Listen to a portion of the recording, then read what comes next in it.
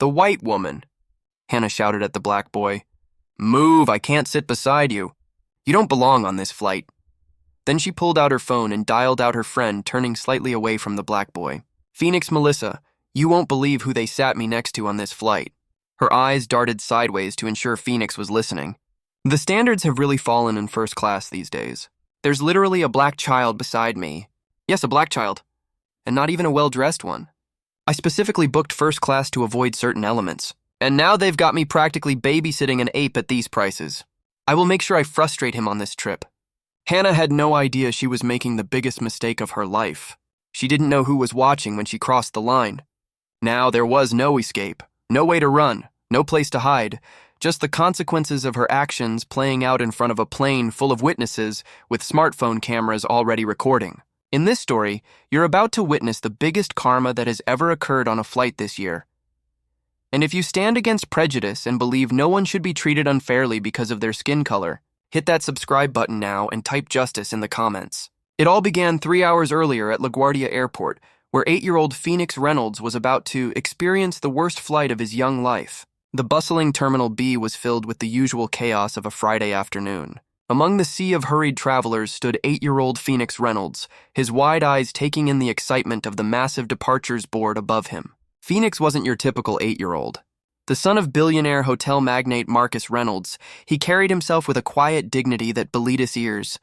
Today, he wore a simple blue button-down shirt and khaki pants, understated, just as his father had taught him.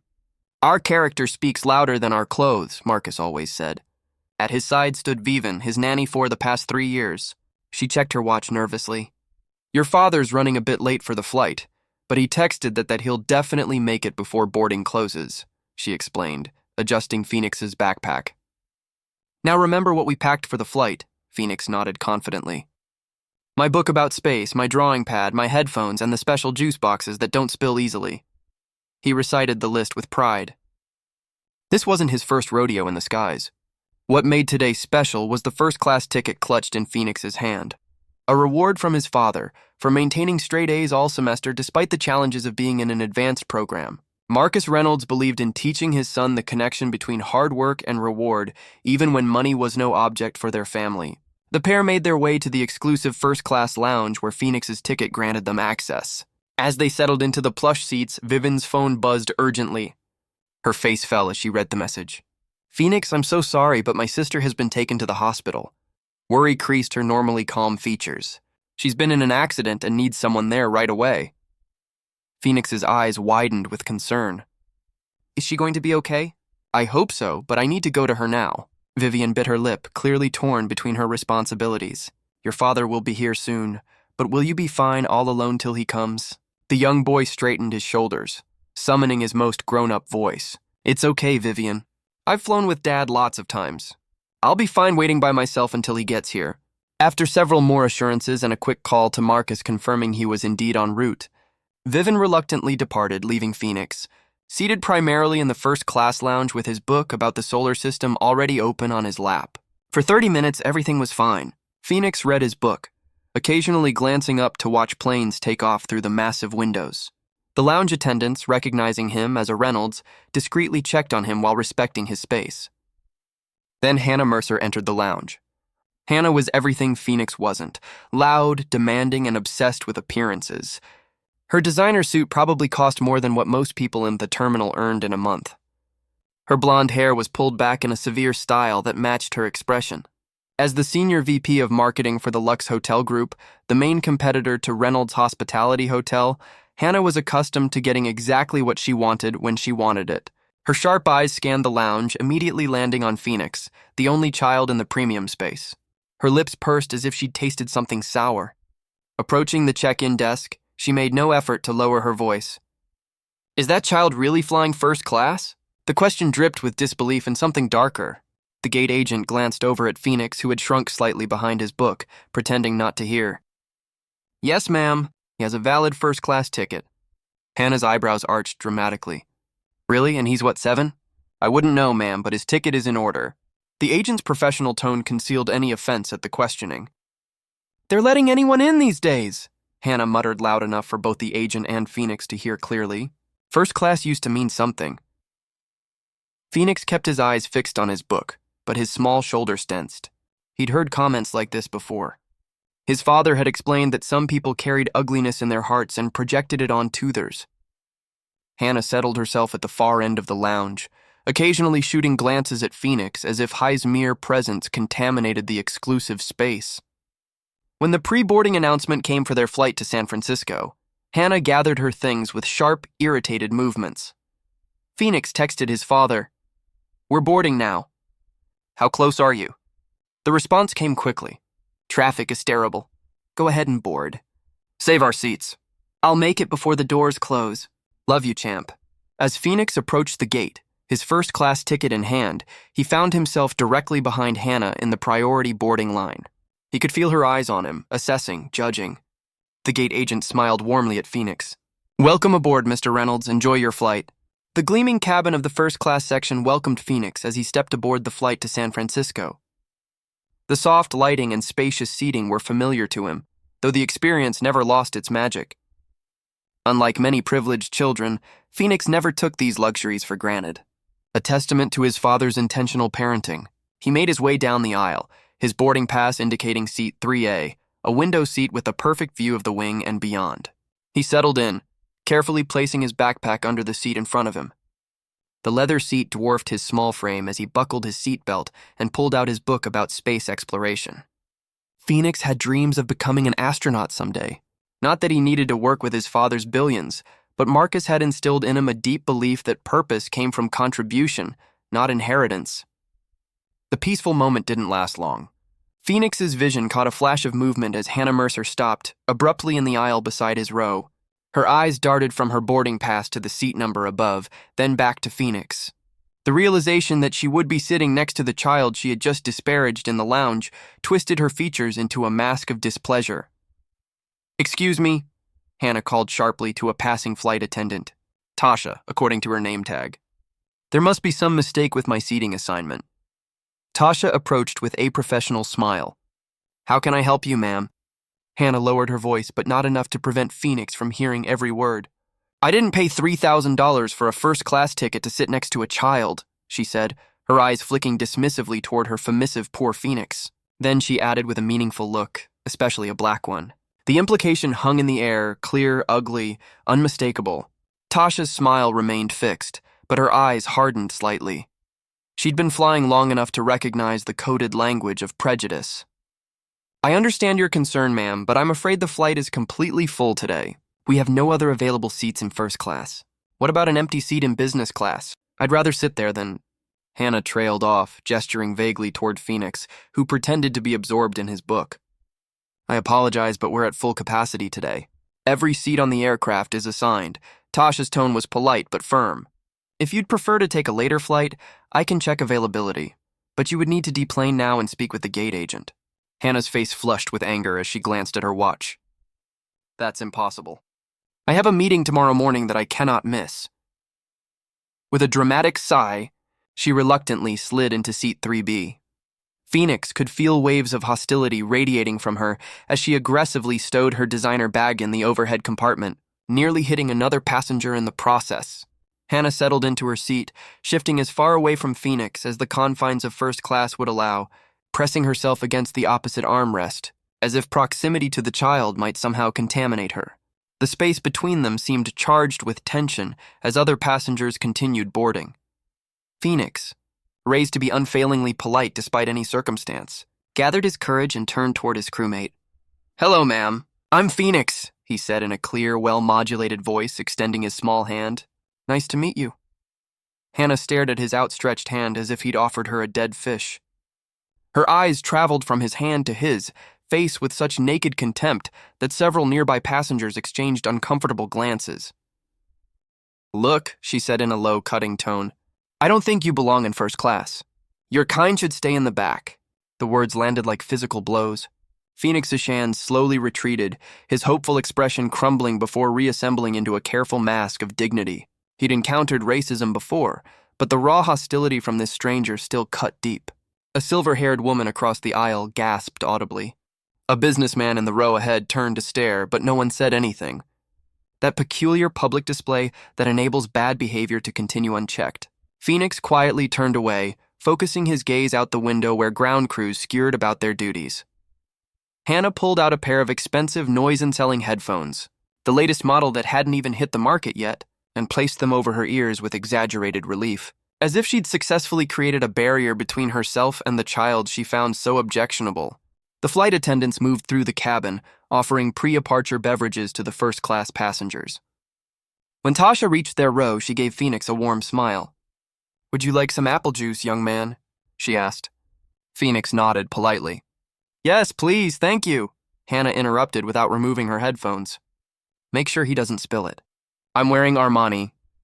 Tasha's smile cooled several degrees as she handed Phoenix his juice in the spill-resistant cup reserved for younger passengers. "I'm sure he'll be careful. He seems very responsible." The pointed comment sailed over Hannah's head as she tapped impatiently on her armrest, already scrolling through emails on her phone. Phoenix's phone vibrated with an incoming message. It was from his father. "Running late, boarding last minute. See you soon." A small smile lifted the corners of his mouth. Soon his dad would be here and everything would be okay. Marcus Reynolds had a way of making spaces feel safer just by his presence. Phoenix took a careful sip of his juice and returned to his book, determined to maintain his composure until his father arrived. As their remaining passengers filed onto the aircraft, Hannah Mercer's displeasure seemed to grow with each passing minute. Her body language screamed discomfort. Arms tightly crossed, posture rigid, jaw clenched. She checked her watch repeatedly, her irritation building like pressure in a sealed container. The cabin door remained open as the final passengers boarded, but there was still no sign of Marcus Reynolds. Phoenix glanced anxiously toward the entrance every few moments, his small shoulders gradually tensing under the weight of Hannah's obvious disdain. When the "please turn off all electronic devices" announcement hadn't yet been made, Hannah seized the opportunity. She pulled out her phone and dialed her friend, Melissa, hoping to get help to remove Phoenix from his seat. Phoenix's attempt to disappear into his seat was heartbreaking to witness. His small body seemed to contract. Shoulders hunching forward, knees pulling together, arms stucking in tight against his sides. He was physically making himself smaller, trying to minimize his presence, a defense mechanism no 8-year-old should have mastered.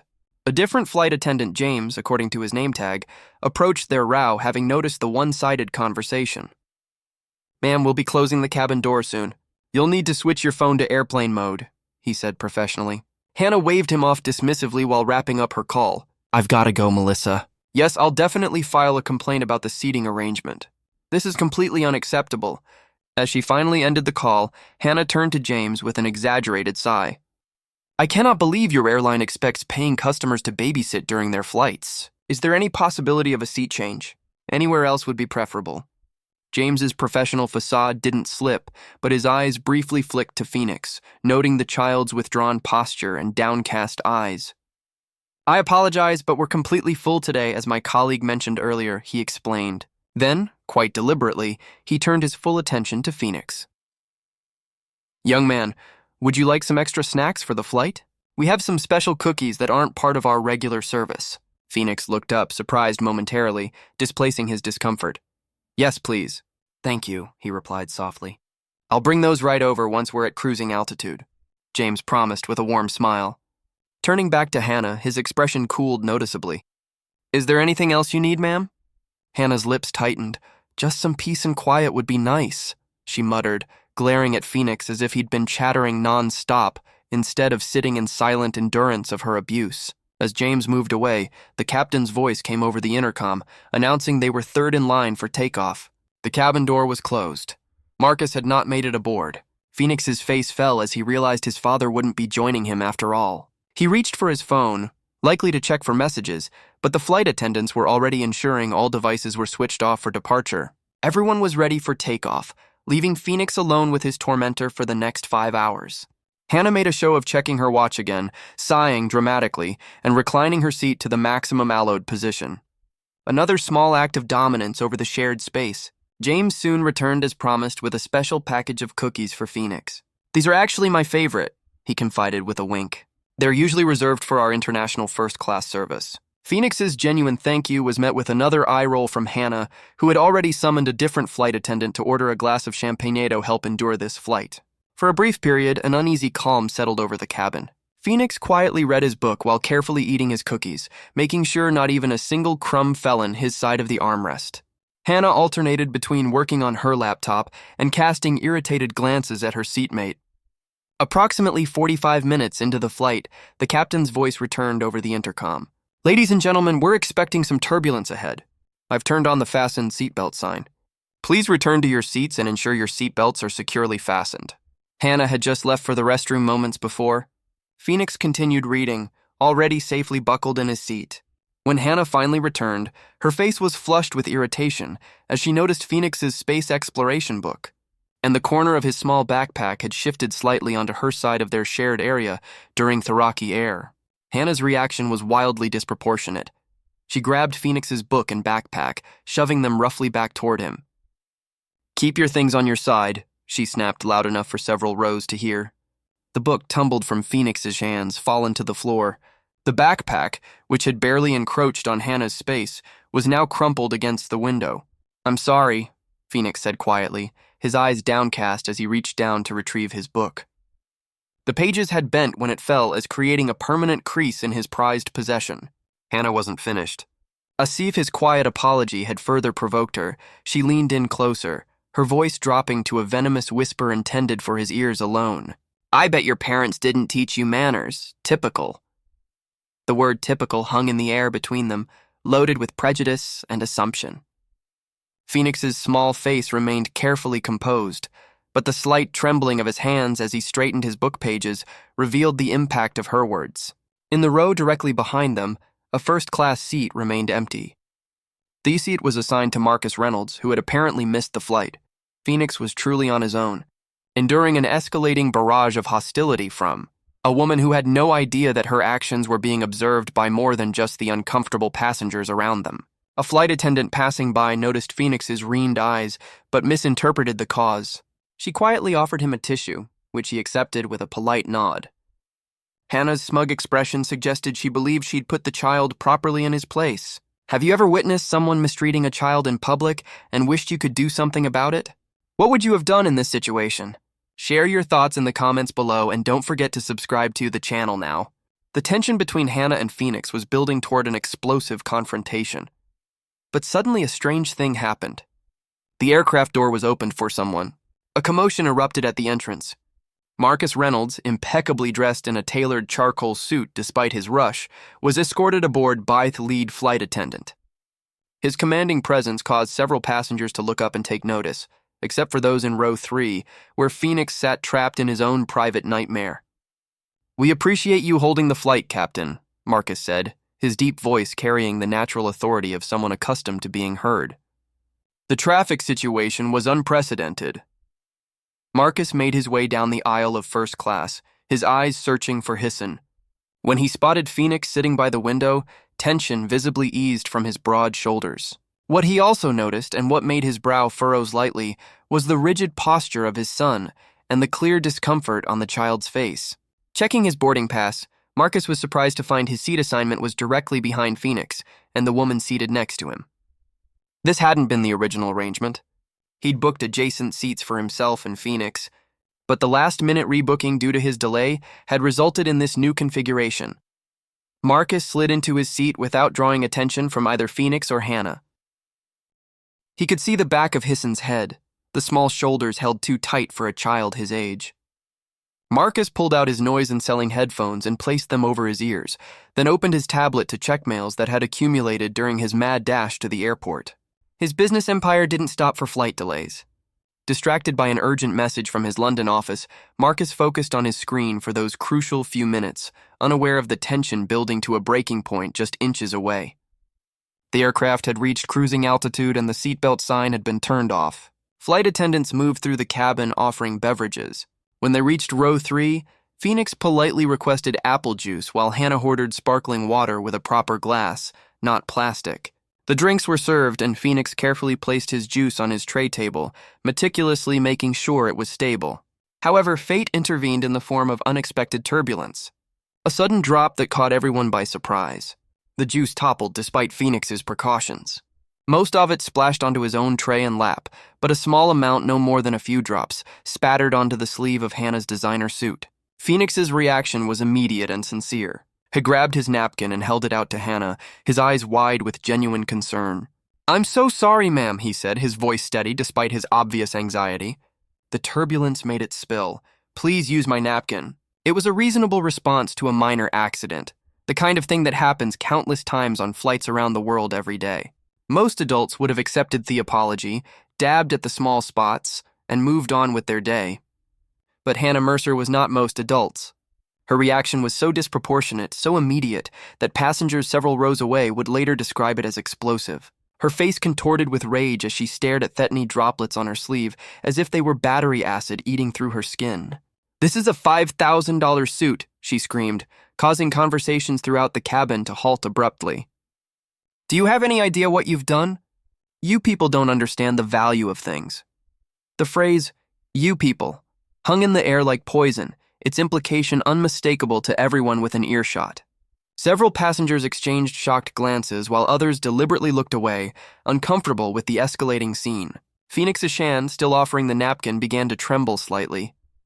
"I said I was sorry, ma'am," he repeated, his voice smaller now, fighting to maintain composure despite the public humiliation. A glistening in his eyes betrayed the tears he was struggling to hold back.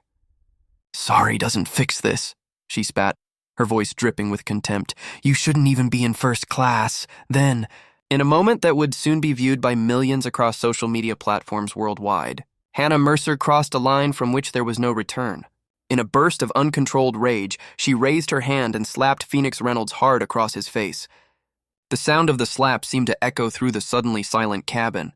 Phoenix's head snapped sideways from the force of the blow, his small body frozen in shock. "Maybe that will teach you some manners," Hannah added, her voice still raised in righteous indignation. Phoenix didn't cry out. Instead, a single tear tracked down his cheek as he raised a trembling hand to his face, where an angry red mark was already forming. The cabin erupted in gasps and murmurs. A woman across the aisle covered her mouth in horror. A businessman halfway down the cabin stood up, uncertain what to do, but clearly feeling compelled to act. And in the row behind, something shifted in the atmosphere as Marcus Reynolds slowly removed his headphones, his face a mask of disbelief at what he had just witnessed. "Oh my God, she just hit that kid," someone whispered loudly. "Did you see that?" another passenger exclaimed. A young woman in the row beside Hannah already had her phone out, having captured the entire incident on video. The flight attendants, alerted by the commotion, were rapidly making their way toward row 3. Hannah, suddenly aware of the attention her actions had drawn, straightened in her seat, her expression suggesting she felt completely justified. "He ruined my suit," she said to no one in particular, as if that explained and excused her assault on a child. Phoenix remained silent, one hand still pressed to his cheek, his eyes downcast in a dignity far beyond his ears. In the row directly behind them, Marcus Reynolds carefully set his tablet and headphones aside. His movements were deliberate, controlled, a sharp contrast to the chaos of emotions surely raging within him. Anyone who knew Marcus would have recognized the calm precision of his movements as the most dangerous sign of all. The billionaire real estate magnate rose from his seat with the measured grace of a predator. His expression betrayed nothing, but his eyes fixed on the back of Hannah Mercer's head contained a cold fury that would have made braver souls than her tremble. Taking a single step forward, Marcus positioned himself directly beside row 3, now visible to both Hannah and Phoenix for the first time. His presence seemed to alter the very atmosphere of the cabin, a force of nature contained in human form. When he spoke, his voice was quiet, controlled, and all the more terrifying for its restraint. "How dare you strike my son?" 6 words that would change Hannah Muir's life forever. Phoenix looked up, relief flooding his features. "Dad," he whispered, the single word carrying volumes of emotion. Hannah turned toward the voice, irritation at this new interruption clear on her face until recognition dawned. The color drained from her cheeks as she realized who was standing beside her, who had witnessed her assault on the child, who was now looking at her with eyes that promised consequences beyond her worst nightmares.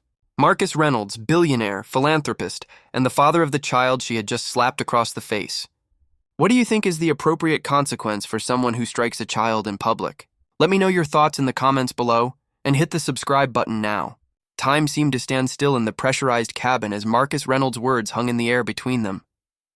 Hannah Mercer's face underwent a remarkable transformation from righteous indignation to dawning horror as recognition set in. Marcus Reynolds wasn't just any father. He was one of the 50 wealthiest people in America. His name adorned buildings across the country. His company owned the very hotel where she was supposed to present her marketing pitch tomorrow, and she had just slapped his son across the face. "Mr. Reynolds," she stammered, her voice suddenly stripped of its previous authority. "There's been a terrible misunderstanding." Marcus didn't acknowledge her words. Instead, he knelt beside Phoenix, gently turning the boy's face to examine the red mark blooming across his cheek. His thumb brushed away the solitary tear that had escaped despite Phoenix's brave efforts. "Are you all right, son?" Hesked quietly, his controlled tone belying the fury evident in the tension of his shoulders, the tightness around his eyes. Phoenix nodded, relief washing over his features now that his father was here. "I'm okay, Dad," he whispered. Marcus straightened to his full height, an imposing 6'3". His tailored suit couldn't hide the athletic build of a man who spent hours in his private gym before most people's alarms went off. Hannah seemed to shrink in her seat as his focus returned to her. "And I heard everything you said to him before that," Marcus stated, his voice deceptively calm. Those who knew him in business circles would have recognized the danger signs. The controlled breathing, the precision of his movements, the absolute stillness of his expression. Hannah's eyes widened as the implications sank in. "Sir, please understand, I didn't know he was your son." "What I understand," Marcus interrupted, "is that you told my 8-year-old son that his kind should stay in the back. I understand that you said he doesn't belong in first class. I understand that you physically assaulted a child because he accidentally spilled a few drops of juice during turbulence." Each accusation landed like a hammer blow. Several passengers nodded in confirmation. The young woman who had recorded the slap had positioned herself in the aisle, continuing to document the confrontation. Now Hannah could see what Marcus had witnessed during his time seated behind them. The series of degrading comments, the deliberate humiliations, the escalating hostility that had culminated in that slap. The flashback playing in her mind must have been excruciating as she realized the powerful man had heard every racist remark, every entitled complaint, every attempt to make Phoenix feel lesser. "Those weren't my exact words," she attempted weakly. "There's context you're missing." "I would never." "Flight attendant," Marcus called, his eyes never leaving Hannah's face.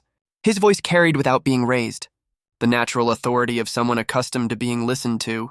James, the flight attendant who had earlier shown kindness to Phoenix, appeared almost immediately. "Yes, sir.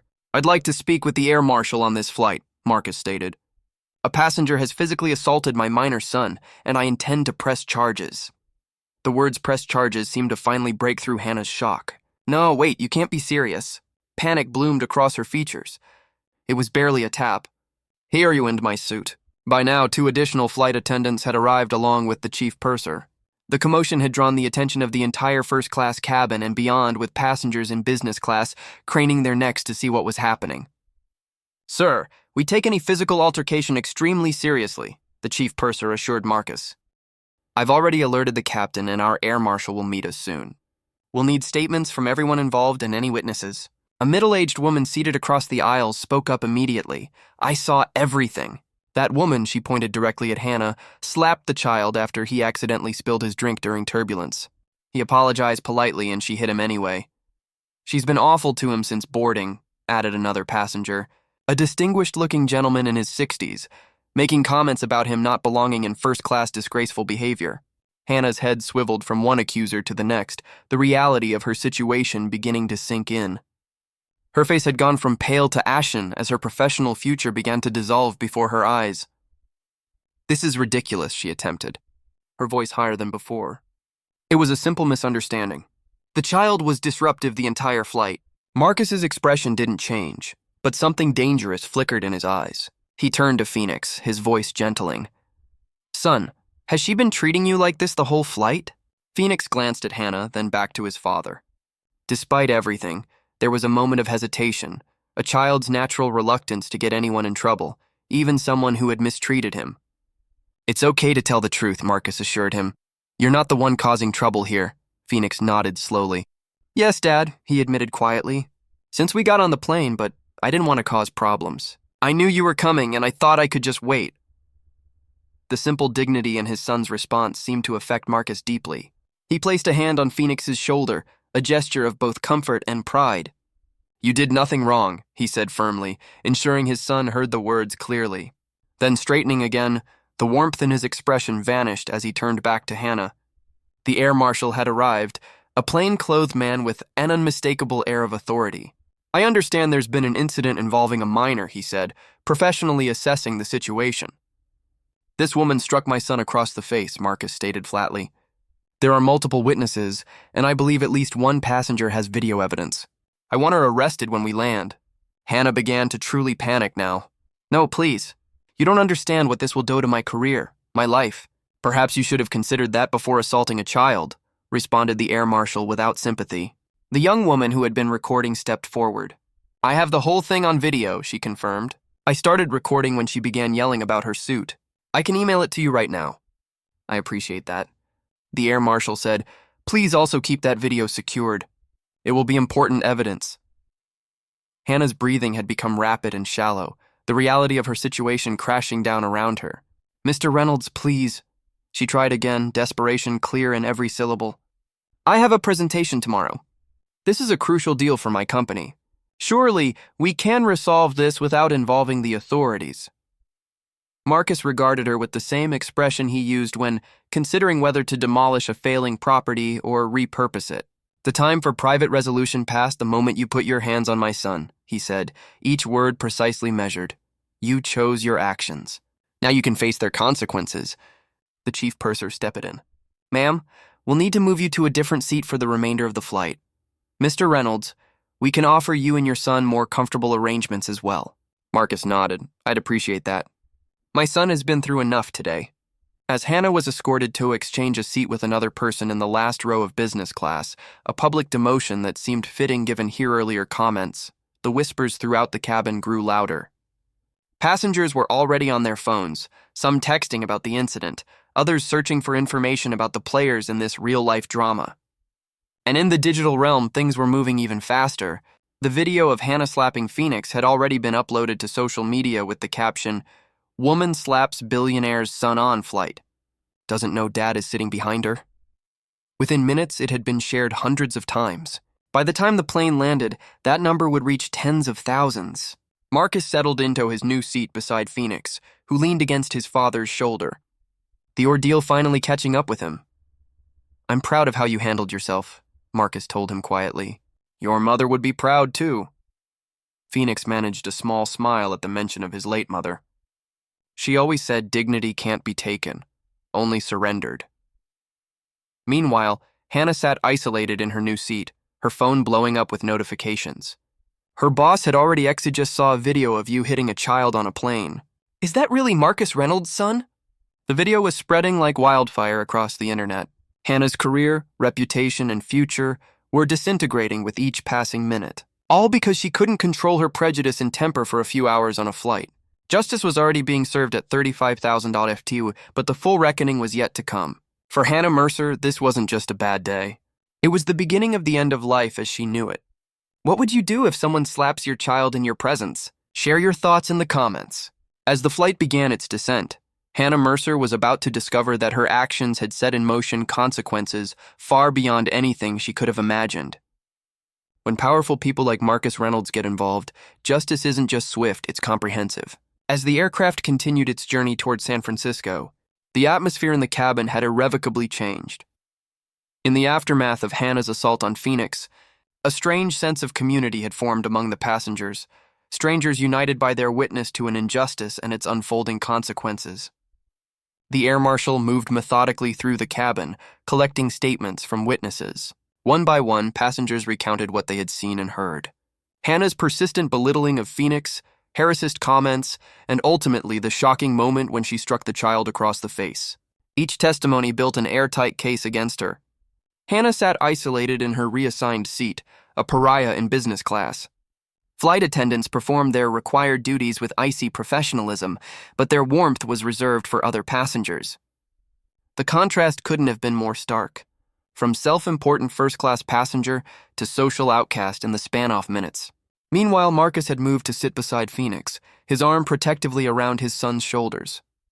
The tenderness between them was evident as Marcus examined the fading red mark on Phoenix's cheek. "You know, you never have to tolerate being treated that way," Marcus said softly. His words meant only for his son, but overheard by nearby passengers. "No one has the right to speak to you like that, let alone put their hands on you." Phoenix looked up at his father, his young face showing wisdom beyond his years. She said, "People like us don't belong in first class," he confided quietly.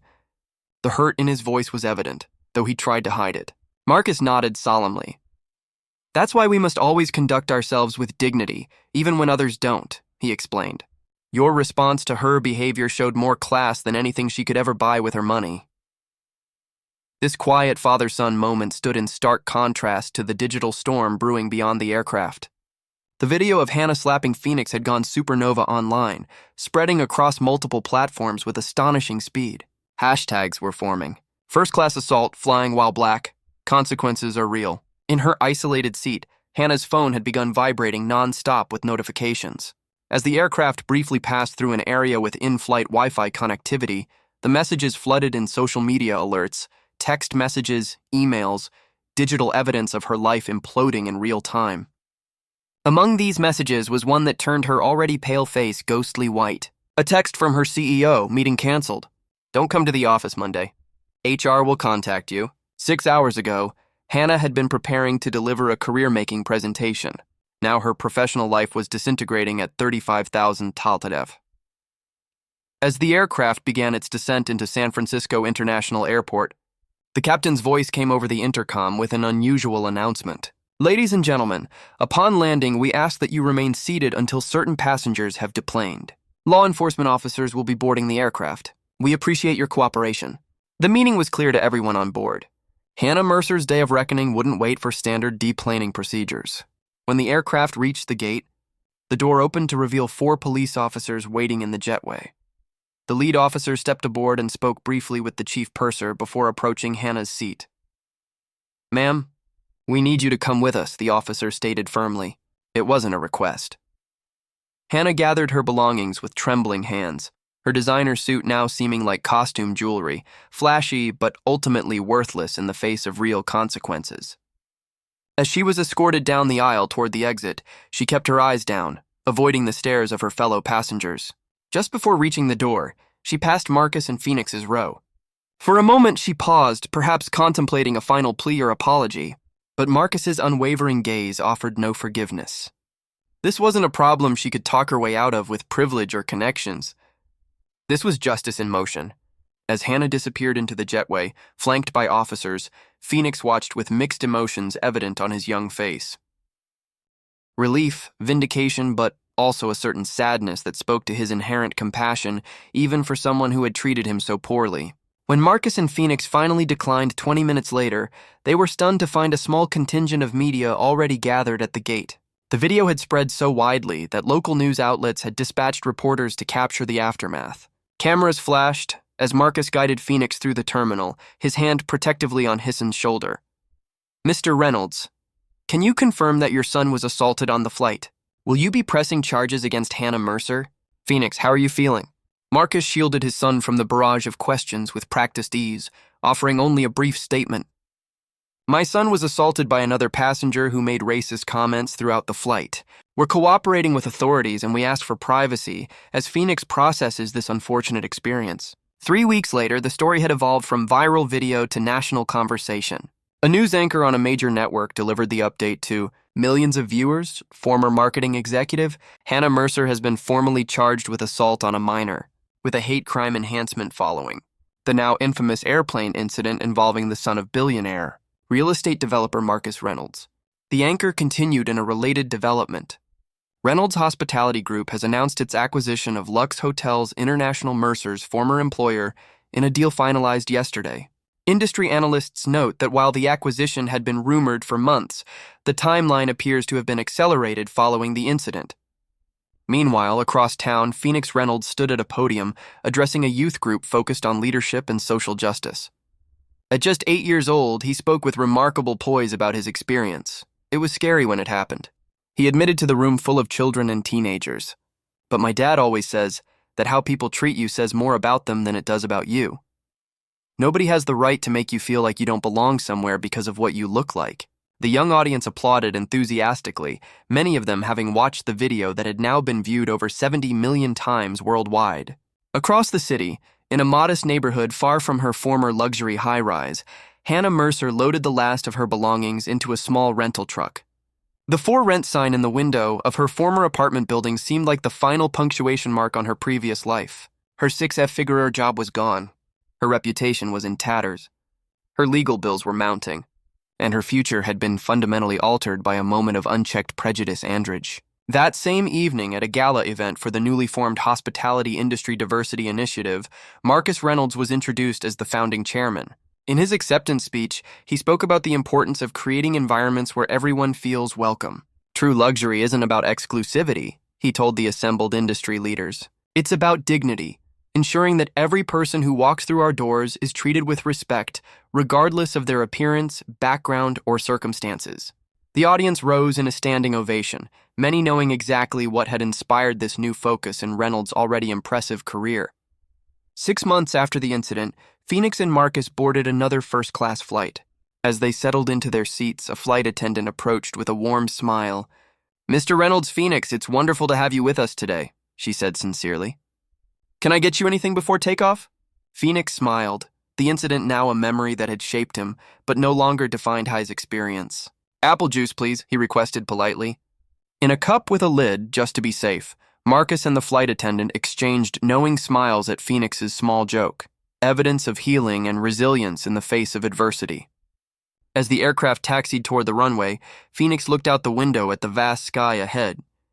His father had turned an ugly incident into a movement for change, while Phoenix himself had discovered a strength he hadn't known he possessed. In the end, Hannah's attempt to put Phoenix in his place had instead revealed exactly where he belonged, anywhere his dreams might take him. If you love this story, subscribe and share to others so they can learn too.